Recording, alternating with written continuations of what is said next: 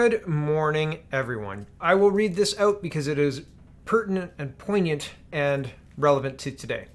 When I was in 7th grade, our teacher put on a video and told us to take notes. 10 minutes in, she threw the lights on and shouted, "It's Stephen Webb Sladkey." Sorry, I forgot that wrong. Telling him he wasn't taking notes and he should have been. But the thing was, Steve was taking notes. I saw it. We all saw it. The teacher asked if anyone wanted to stand up for Steve. A few of us choked out some words of defense, but were immediately squashed. Quickly, we were all very silent. Steve was sent to the principal's office. The teacher came back in the room and said something like, "See how easy that was?" We were reading Anne Frank. I started to understand. I just thought now was a good time to share this story. Don't ever let anyone tell you that what you see with your own eyes isn't happening. It's true. Also, don't ever let anyone tell you to abuse your children without standing up for them or giving them the ability to make the determination for themselves, whether covering their breathing orifices on their face is a good idea at that time. Give them the choice. Give them the choice. Okay, here is an article written 4 hours ago, published 4 hours ago. Prophetic. Ginny Roth says conservative self-sabotage is hurting the party's chances at the polls. Self-sabotage. I mean, I've been talking about Erin O'Toole beating himself up with his missteps since he took leadership of the party, bringing the party further center than Scheer did, and in a more clumsy way than Scheer did. And, people aren't liking that very much. But this morning, they sent out this tweet.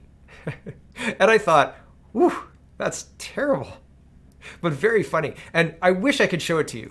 But by the time that I got to my studio here, they had deleted the tweet. But it was sent this morning at about 7. Oh, let's see. When is the time on there? 7:01 a.m. The Conservative Party of Canada says Justin Trudeau and the Liberals are more worried about saving Canadian jobs than their own. Let's talk about jobs, not ballots. And so there's a whole lot of people saying, what? It was super funny to read the responses. I'll read a few. It says, shouldn't Conservatives be more worried about Canadian jobs than their own? Am I missing something? Why is the CPC advertising for the Liberals? Tweets that get people sacked for 400, Alex. Yes.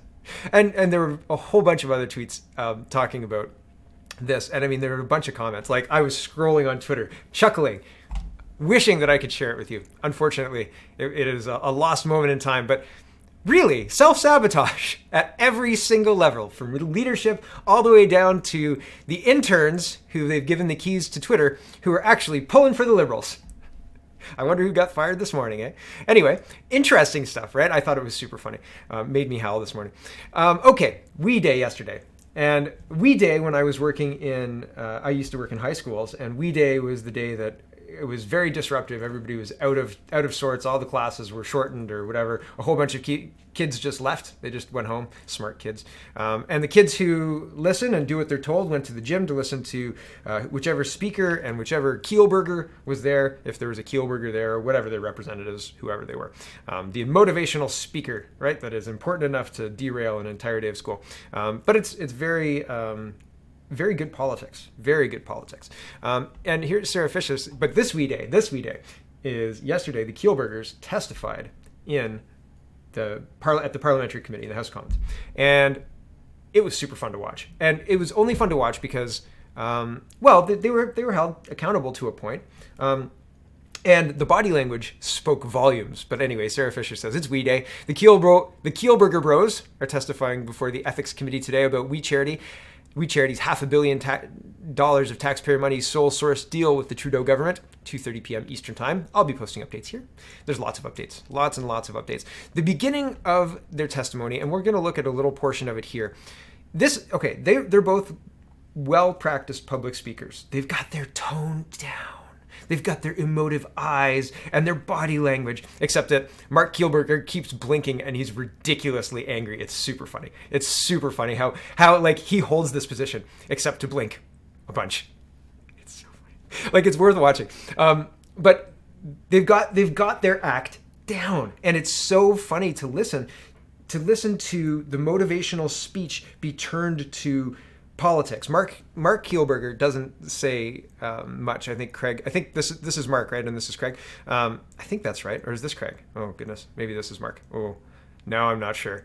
Anyway, this Keilburger doesn't speak too much at the beginning for the opening statement part. This one does. And during this whole time, he's got the it's all meant to elicit emotion, and they attack the process. They're like incredulous that the RCMP are talking about their charity. Their charity is just trying to do good, man, and we've made mistakes and blah blah blah blah blah. But it's very very strategically thought out. People have planned this from the backdrop, right, to what is said.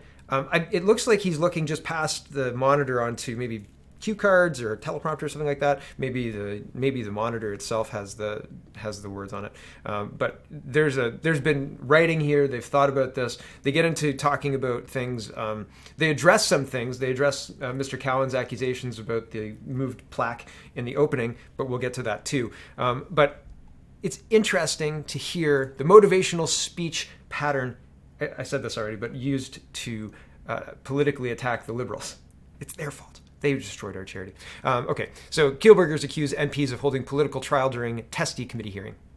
Craig and Mark Keilburger accused a parliamentary committee on Monday of engaging in a political trial as its members grilled the brothers over We Charity's operations, including its canceled deal to run a federal program for student volunteers. The heated exchange saw the Keilburgers accuse political parties of trying to score points at the expense of children around the world, even as they faced pointed question from members of the House of Commons Ethics Committee about their own activities. Quote, "Let us be clear, this hearing is a trial and a public one at that," Mark Keilburger said during his opening statement. It's Mark, and the thin, pointy one is Craig. During the opening statement to the committee, "Without recognizing our right to present our own evidence, this committee is trying we in the court of public opinion and forcing testimony." And that's one opinion, I suppose. True North says in his opening remarks before the House of Commons Ethics Committee, Mark Keilburger shifted blame onto the Liberal government, accusing them of politicizing the grant process and unnecessarily entangling the charity with scandal. They accused the Liberals of that. They accused the NDP, Charlie Angus specifically, a bunch of times. Like shade, Charlie Angus. We're throwing shade at you during this part. That's how obvious it is. It's crazy. Here's Sarah Fisher again. She says the Keilburgers sound like self-appointed royals who are pissed at being knocked off their thrones because of an unethical arrangement and cover-up orchestrated by Prime Minister Justin Trudeau. I guess I would have a lot of regrets too. Here's just a little part of this. Listen for the emotive language. Listen for the well-practiced whisper speech. I don't know why you would do this other than to take advantage of a microphone, because you can kind of use that to growl like Trudeau does, kind of. But the sound here is bad. If you watch the beginning, the translators can't hear them right because they refuse to wear the headsets. I don't know what the deal is with that, but it comes up multiple times at the beginning. Anyway, here is just a little choice piece. This is a 3-hour testimony. I haven't got all the way through it yet, but there are clips that are worth watching, and I'll show you a little bit more after this too. But here we go. This charity is more important than us, and the charity's work must be carefully protected. You see, even as We Charity winds down its Canadian activities because of politics, it continues to operate life-saving humanitarian programs, such as a hospital in Kenya that is the only safe place for women to give birth for miles. By requesting... No context. We built a hospital. That's the only safe place for miles for women to give birth. Okay, great, but what does that have to do with inserting emotional stories to prove your innocence? I couldn't possibly have done this. I've raised thousands of dollars. Can't you see? Okay. A law enforcement investigation for political reasons of We Charity in the middle of these proceedings, even before hearing from us. Mr. Angus knew he'd get headlines while making it hard for the charity to defend itself. And let's be clear, Mr. Workington, with respect, to public one at that. This forum doesn't give We Charity or us the legal protections guaranteed to Canadians. Politicians are not impartial. Without recognizing our right to present our own evidence, this committee is trying We Charity in the court of public opinion and forcing testimony. One member of Parliament, Mr. Polyev, even threatened us with imprisonment before a summons was issued. Members of Parliament often speak of... Because they said, even if you issue a summons, we won't be coming. Mr. Polyev said, if you don't show up, we'll have you arrested and bring you in. Here is here's Diana Murphy. She says, "How can anyone follow the money?" Then again, that's likely their plan. Those clever Keilburgers. And so here's a Bloomberg Business Week map of what the Keilburger We organization looks like. We've got a big circle of We Charity Canada, and then we got We Charity Foundation, Wellbeing Foundation America, We Education UK, Free the Children UK, We Charity UK, Me to We Foundation US, We Charity US, 2569144 Ontario, Wellbeing Foundation Canada. Like, it's unbelievable how these things all line up. So that's concerning. So instead of engaging with, well, here's Senator Leo Housakis. Other people have said this better than I can say this, so I'll use their words. Given the payment fees to a number of members of the Prime Minister's family, in exchange, we received a single source contract in the hundreds of millions of dollars by the Prime Minister and his cabinet. Where's the RCMP? Bob Soroya MP says, still many unanswered questions at the Trudeau government's $543 billion We scandal. Canada's Conservatives are working hard to get answers at Ethics Committee today. And answers are light. Answers are evasive. And somebody says it's like watching Trudeau in Question Period. Hold on, I'll find that because that fits here. Hold on. House of Commons staffer says watching the Keel brothers at Ethics Committee today is a lot like watching the Wednesday's Question Period when Trudeau answers all of the questions. It's all smarminess, non-answers, and an abdication of any responsibility at all. Yes, that's exactly what it was. Jesse Brown, this is the guy who does the Canada Land podcast. I can't listen to the Canada Land podcast. I think navel gazing. Anyway, they do some good work. Like they expose this we thing. Like really great work on exposing the we thing. I can't get past the liberal God complex. I don't know. Greater than complex. What's that? Hold on. Casual superiority. Like we know we're better than you, and we're just going to talk down to you and pretend it's entertaining. Like I think that kind of sums it up. But I've only listened to like half of one episode because I just couldn't deal with it. So maybe I got a bad episode. We'll see. Anyway, so good work on the we thing. Work on the podcast, I guess. Anyway, Jesse Brown says, look, this is not a trend in which I plan to live tweet the Keilburgers' testimony to Parliament starting in 6 minutes, but I will be watching it, and I am on Twitter. So he says, he goes into some things, and he talks, he's talking about the background choice. He says, prevailing mood, righteous indignation. I chuckled, right? Mark says his lawyer is there to protect the charity, not him and Craig, because the charity is more important. I showed you that clip. And so he goes through a lot of the questions and answers. There were some little zingers in there I thought that were kind of funny. As I was walking around the park with my kids, I thought, okay, I'll be interested to check this out. Here is an exchange between Pierre Poilievre and the brothers We, and talking about Ben Chin. And he goes right for the checkmate, because he's got it, and he knows he's got it. And so here we go. It's 4 minutes exchange. I'm not going to play all of it, but essentially, the we guys protest and say we were sending out, or Craig Keilburger says, I was sending out, my executive assistant was sending out emails on my behalf just to grow my LinkedIn list. This had nothing to do with knowing Mr. Chin. And Poilievre is like, well, these are two different things. One email, the email that you sent that signed Craig, said, thank you for all your help in facilitating the latest agreement with the Canadian government, Ben. Warmly, Craig. Like that's the email. And it doesn't say thanks for joining me on LinkedIn, right? Like those are two different things. That you saying it was just a innocent LinkedIn thing doesn't make it so, right? Here's the exchange. And so you see people's concern and continued concern. Here we go. What was the role exactly of Mr. Chen, senior advisor to the Prime Minister, in setting up this program? I don't think he had any role in it. Mr. Is that the answer for both of you? Yes, that's correct. Who are you referring to, sir? Can you repeat this, please? Ben Chin. There was no role. Craig, no role? Not that I'm aware of. Then why did you send him a message on LinkedIn on June 27th saying, hello, Ben. Thank you for your kindness in helping shape our latest program with the government. Warmly, Craig. Sure. So I sent 100 messages because I only had 8 people on LinkedIn before that. And so that day, 100 messages went out. My EA sent them to people to join on LinkedIn, and he was one of them. Yes. I actually didn't. But Sorry, yeah, I did. Craig, this is your message. It's signed by you. And if I could be clear, it doesn't just say, I wish you well. It says, Ben, excuse me, thank you for your kindness in helping shape our latest program with the government. Warmly, Craig. You sent that. Did you not? I don't dispute that was sent. Sorry. You've got yourself in a lot of trouble here. You've just said a moment ago, you thought that the Prime Minister's senior advisor. So the trap was, you two? Okay, both of you? Yeah, no role for Ben Chin? Okay, explain this. And the conclusion drawn, could it be innocent? I don't know. But it doesn't look good with all the rest of the evasion of the questions, right? It doesn't look great. You're under oath. Perjury is a crime, says Keilbros brothers confirm they were in contact with Justin Trudeau political aide Ben Chin over $43 million grant. So interesting, right? That's an interesting turn.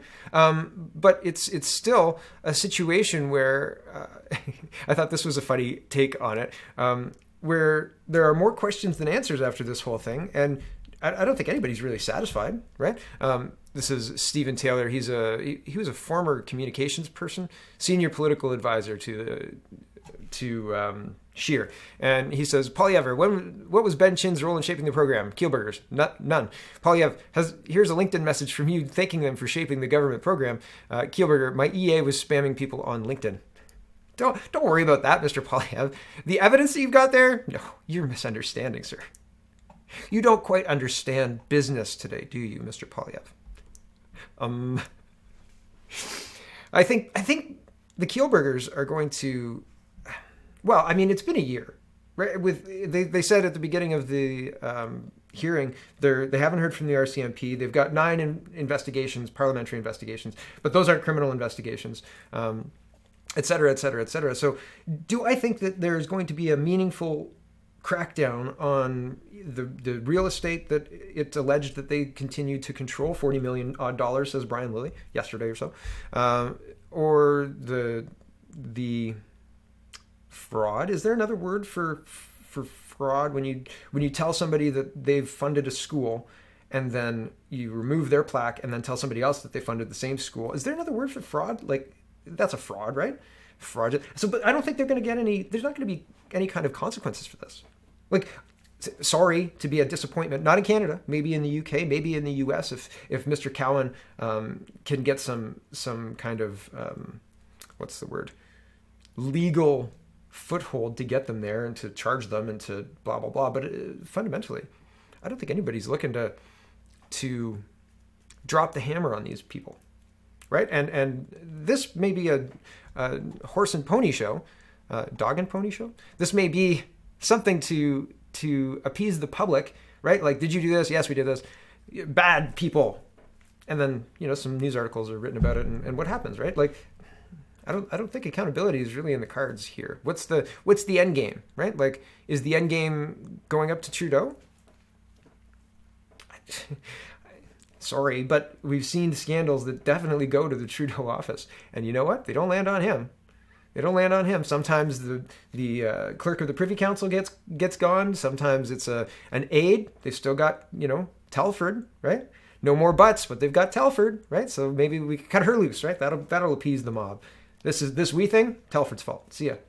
We'll figure out how. Maybe it's Ben Chin's fault. Oh, sorry, Ben. It's your time's up, right? But accountability for the wee guys? Probably not. Probably not. Sorry. I wish that I had better news, but welcome to Canada in 2020, where, if you get caught out with $1 billion, whatever that was, the only thing that happens to you is you lose your charity. But, you get to keep the real estate, so it's okay. It's not so bad, right? The wee scandal is mutated. So this is an opinion piece, but I thought it was kind of funny. The wee scandal is mutated in the vernacular of the times, and whatever common cause they may have once united the brothers with Trudeau, it's now deader than dead.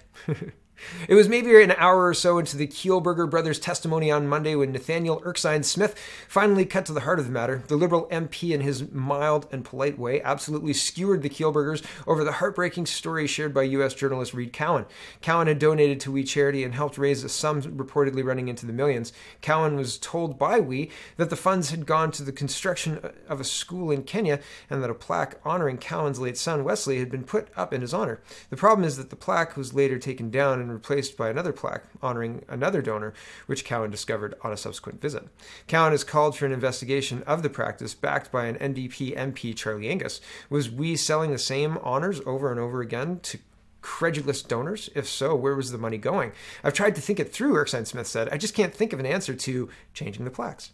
It was a brutal exchange. The Keilbros acknowledged a vague wrongdoing to the House of Commons Ethics Committee, stressing that it was 15 years ago, and say they're investigating, but Erskine Smith's question revealed the fundamental truth of Monday's proceedings. The WE scandal is mutated in the vernacular of the times. It's still a scandal involving the lousy judgment, at best, of Prime Minister Justin Trudeau and his former Finance Minister Bill Morneau, but it's now unavoidably also about the Keilbros and the personal credibility, and their personal credibility, not to mention the credibility of the constellation of WE-based organizations they spent their lives building and must now defend. Yes, the constellation of WE-based organizations that you've got to defend. Why all those numbered corporations there? Isn't that weird? Isn't that a little odd?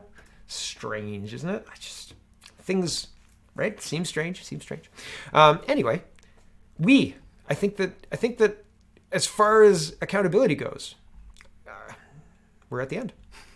The end of WE. Like, they may come back again. Maybe the RCMP opens an investigation, but with Miss Lucky in charge, I would say don't hold your breath, I think. Okay, moving into AstraZeneca. Good news, everyone. Canada's Immunization Advisory Committee to start recommending AstraZeneca COVID-19 vaccine for those 65 plus. Source. Just for anybody who doesn't know, when I reference the good news, everyone, I'm talking about Futurama, when the old guy would come in and say, good news, everyone. And everybody was like, oh no, it's like, what terrible thing has happened now, right? Like, good news, everyone. This terrible thing has happened. And now we're in action.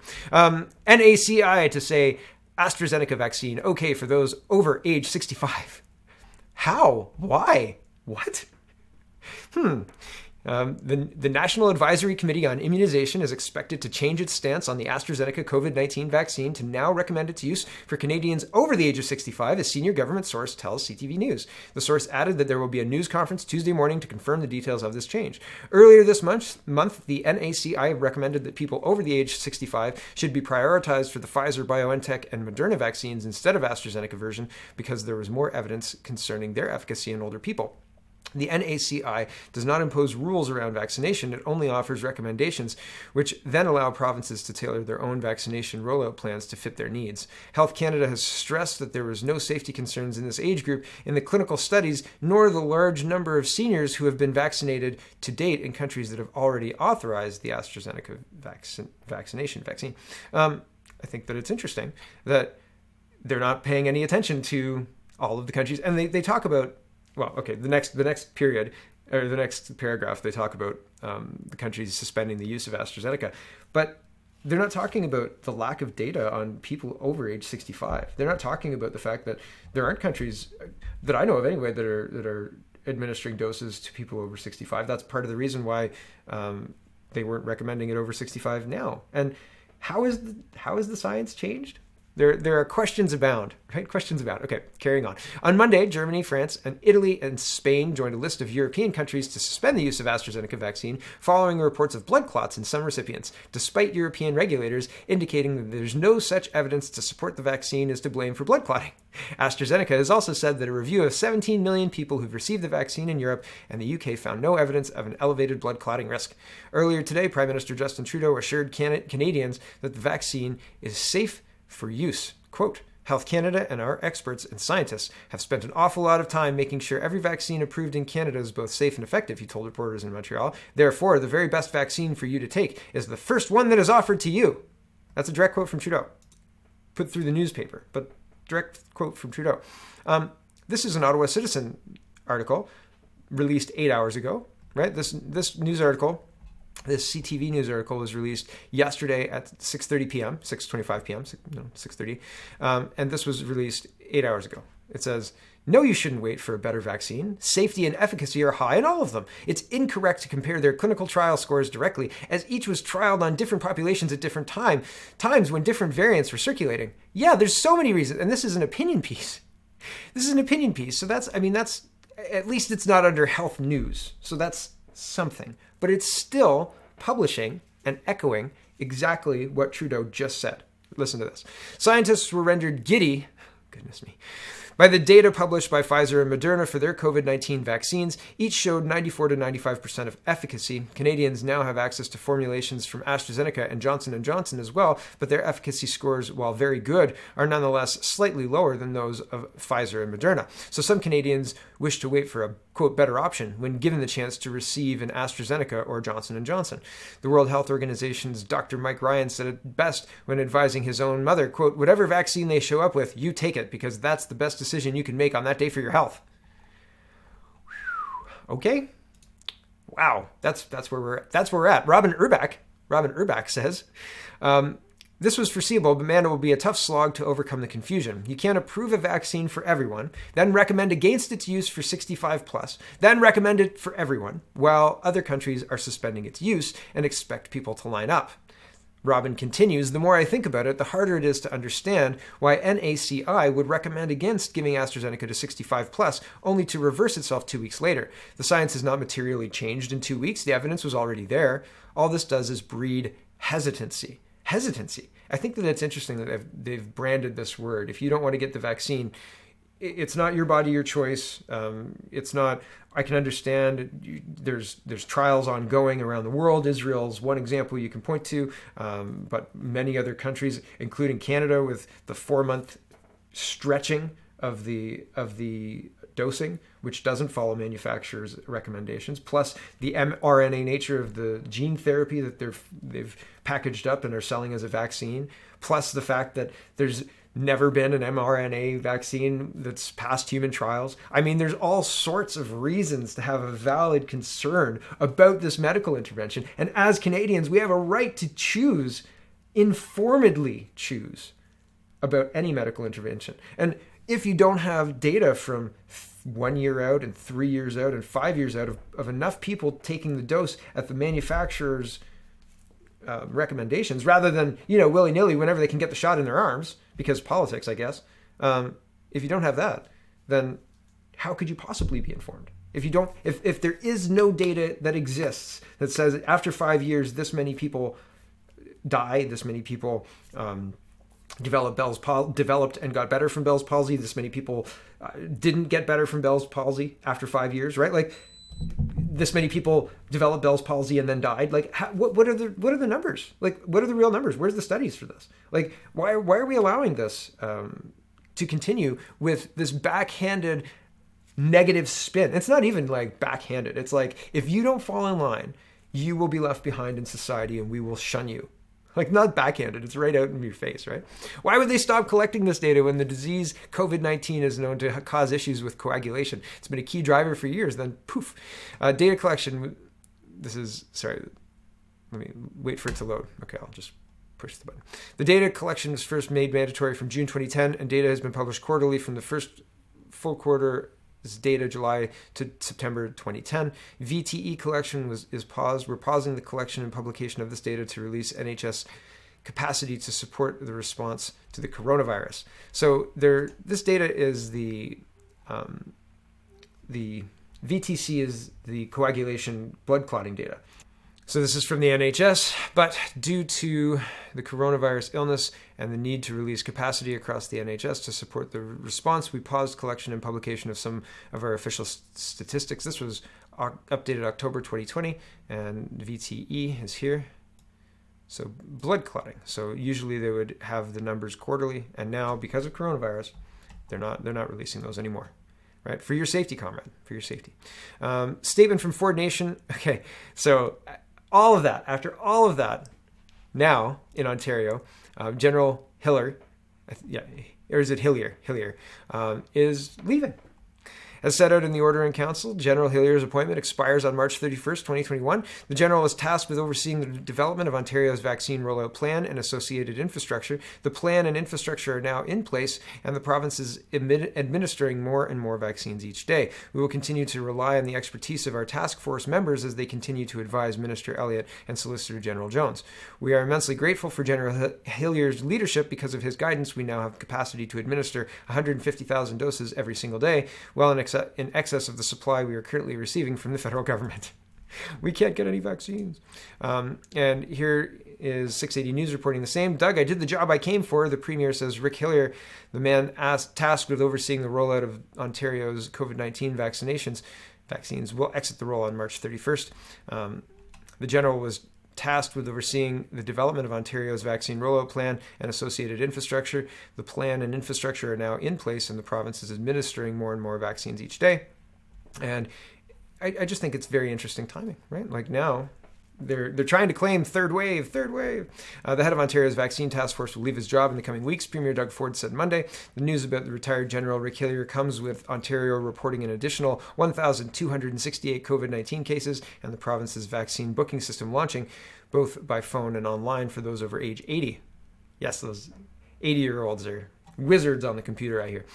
During the province's news conference Monday, Ford said Hillier will only be around for a couple more weeks as his order in council is running out. I tried to get him to renew it, but he said, Doug, I did the job I came for and we got everything set up, said Ford, who indicated he agreed with that sentiment. Thousands of people logged onto Ontario's COVID-19 booking system within minutes of Monday morning when it opened, with many reporting long wait times and error messages. Nobody is surprised by that outcome at all. Premier Doug Ford said he was told the launch of Ontario's vaccine portal was going relatively well, despite numerous reports from frustrated Ontarians who say they waited hours to book an appointment online only to come up empty-handed. I say again, the vaccine stuff is distractionary. The AstraZeneca stuff is scary, right? Why would the NACI say this? But talking about vaccines this way is just distracting, right? We're getting things rolling and the infrastructure's built and, we've got all sorts of volunteers. This is interesting. If I was Hillier looking at this, I would also exit stage right. Like things have morphed into something very different than it looked a year ago. And now, supervising the implementation of communism in Ontario, that's not so fun. That's not so fun. You're not going to be the well-loved guy, right? Like, everybody's got to salute you and line up for their food and stuff. Not so great. And we're already doing that, by the way, right? The food lineups outside the grocery store, already there, already happening. Mask mandates. I've been asking my local health unit, where is the information on potential drawbacks of masks, because you need informed consent in order to consent to masking. Ottawa Health Unit actually publishes these, right? Potential harms and disadvantages. Great. I can't believe they publish it. That's crazy. That's wonderful, right? We can actually have a discussion about this, right? What are the costs and benefits? Have we done a cost-benefit analysis? How many studies have been done on young children with regard to prolonged masking? Let's start the conversation. Let's figure this out, right? I think it's abusive. If you don't think it's abusive, you prove it. Because treating humans as if they're ill when they're not ill is actually a form of abuse. It's called Munchausen's by proxy. And you can have your children removed from your care if you do that. What happens when a government does that? What happens when a health system does that? What happens when a medical officer of health mandates the school treat your child as if they're sick? Is that healthy? Why is Munchausen's by proxy defined in multiple books about mental health? Although so is gender dysphoria, and that doesn't seem to matter. So regardless. Anyway, the point of this is that Ottawa Health Unit actually publishes the information on the potential risks of masking. But this is what I wanted to highlight here. Winston Smith, that's the main character in 1984, says, Ottawa update, there is no intention to end the mask mandate in Ottawa. We are officially chasing COVID-0. Even with mass vaccination, we will still be wearing masks. Masks are your new normal. Ottawa Public Health advised that there are no defined metrics established by Ottawa Public Health that would trigger the end of the mask mandate. They have explained that this is because we are a long way from controlling COVID-19 sufficiently to have such low community circulation to make masks unnecessary. Community circulation would have to be close to zero. This won't be achieved until we have very high vaccination rates and assuming that the vaccine is effective against new variants. Even after control is achieved, masking will likely continue to be necessary in public transport and other situations of prolonged close contact. If you would like to speak with someone at Ottawa Public Health regarding your concerns, please contact blah, blah, blah, blah, blah. Hey, they at least responded. So isn't that great? And that is at least open about the zero metrics. Now we can have a conversation. What are the metrics? There are none. Now we need that, right? Now that's a need because you can't run something with you can't manage humans with no metrics at all. We're going to keep doing this damaging, ineffective intervention until, sorry about your luck. Oh no, you can't have any conversation about it. That's got to be against like some kind of rule. But keeping it bland and undefined, like where are the lawyers that say you can't create de facto laws forever like this? You can't backdoor a law about wearing a mask. This is clearly against our Constitution. This is clearly not appropriate. Where are the people to challenge this? How do you challenge this? It's crazy. It's crazy. But at least the Ottawa Public Health. See, this is the point I'm trying to get to in Guelph, right? To have defined terms that I can fight against, because until the terms are defined, you can't fight against anything. It's a shadow. It doesn't exist, right? Oh, when we're safe. What does that mean? Oh, when what? When X equals 0? No, that's not how this works. Doug Ford has plunged the Sarnia region back into lockdown as of today. Some businesses say they will refuse to comply and are gearing up to fight the system. Sharkies, I watched the 10 officers walk into Sharkies. Oh, yeah. This one got removed yesterday. I don't have Instagram, so it may not let me see it. Okay, I'll leave the link up, though. Well, no, I'll leave the Twitter link. This was on Facebook yesterday, and I watched the officers just come in. And I think her mistake was she said, you can do whatever you want. They were standing at the door, and he asked permission to come in, and she said, you can do whatever you want. And then he came in. And I would have said, we don't require your service. Leave my premises. Get out. Period. You're not serving me with anything inside here. You don't have permission to be in here. Get out. That's what I would have done, but just me, maybe. And but anyway, they're being served summons and all sorts of stuff. I hope they get to court fast. I hope we don't see another Adam Skelly's restaurant, because the time to fight is now, right? I mean, the time to fight was last year. The time to fight was when Adam Skelly was fighting. Regardless. Millhouse Van Houten says, I suspect there's something artificial about Ontario's case numbers because they no longer match hospitalizations and death trends, nor comparable trends in neighboring Quebec. Ontario's third wave may have been engineered through PCR case counts. And this is a continuation of yesterday's thread that talked about exactly the same thing.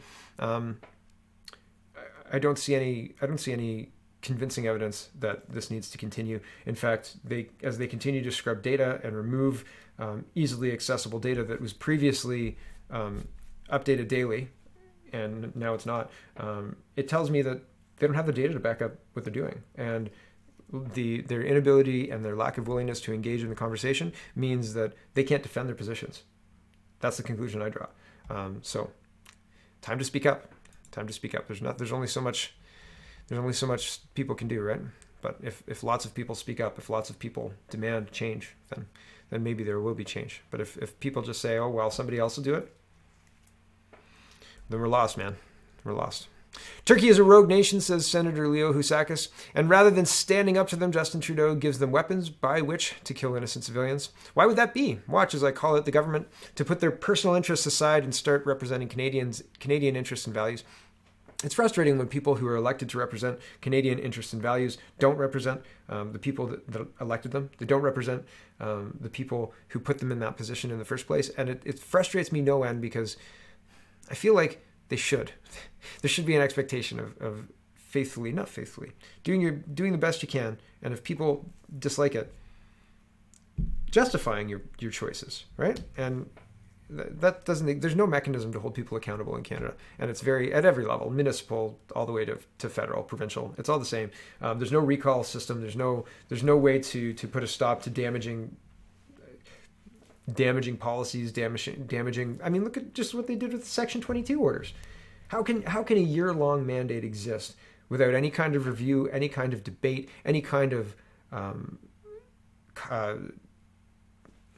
cost-effective, that's not the right word, hold on, assessment of the damage it could possibly do, right? Cost-benefit analysis, talking about masking, talking about all the other stuff that we know, the violation of our basic rights for a year, right? For promised safety that never came. 2 weeks to flatten the curve became a year, and now, oh no, COVID the next season of COVID is just around the corner. Just wait, the mask mandate's never going away, right? It's frustrating. Frustrating. I was supposed to be talking about Turkey. I'm old enough to remember when Justin Trudeau planning to cut costs on phone plans. How does creating a monopoly help Canadians in any way? So Rogers is buying Shaw. Has anybody received a 25% reduction in their phone bill? No? Mine hasn't gone down either. I mean, whatever. I'm not too worried about it at this point in time, because I use mostly Wi-Fi, and I have a data-only plan and VoIP. So, I mean, that works for me. But there are a lot of people who spend a lot of money on just day-to-day stuff. So, man, it eats up a lot of people's disposable income. It's not disposable income anymore because it's tied up in necessary bills, right? Most people need a cell phone these days. Cell phone, internet access, et cetera, et cetera, et cetera. Never ends. It's crazy. But election promises that you just, like written on a piece of toilet paper, right? Just toss it in the toilet after you're done. All done. See ya. Won't talk about you again, right? We'll just call anybody who remembers that racist. Terrorism. White supremacists. Welcome to Justin Trudeau's Canada, right? Welcome to Justin, where if you remember a policy promise, you will get silenced and ridiculed. But if you literally commit fraud and take kids' allowances as donations, this is the wrong one. Kids' allowances as donations, that's okay. No problem. Accountability? What accountability, right? What accountability? If you dare to open your business, though, we're going to send 10 officers, right? And if you don't wear a mask, yowza, right? Watch out. It's crazy. It's crazy what's going on because the rule of law turned on its head. Okay, thanks for watching, everybody. That's enough out of me. Check out CanadaPoly.com, check out CanadaReport.co, check out SpeakingMoistly.co, and have a wonderful, wonderful